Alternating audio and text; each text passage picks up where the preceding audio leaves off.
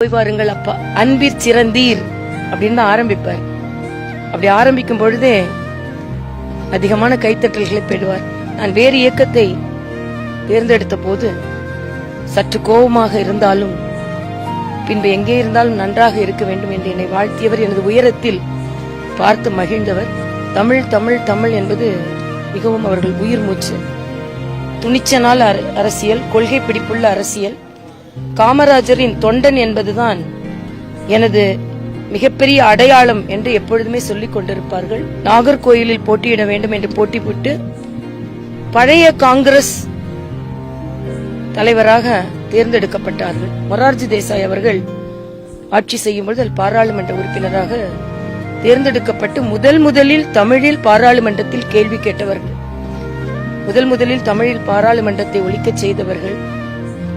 இப்படி 8 முறை பாத யாத்திரை செய்திருக்கிறார்கள். தமிழக காங்கிரஸ் கமிட்டியின் தலைவராக இருந்திருக்கிறார்கள்.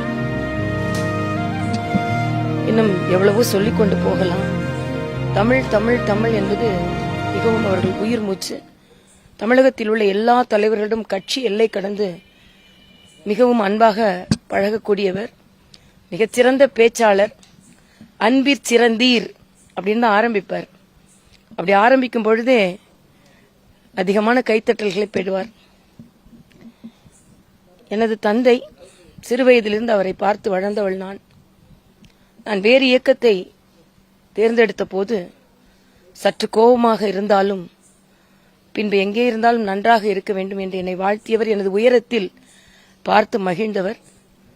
இறுதி காலத்தில் இயற்கையோடு இருக்க வேண்டும் என்பதற்காக எங்களோடு தான் இருந்தார். கடைசி காலம் வரைக்கும் எங்களோடு தான் இருந்தார்.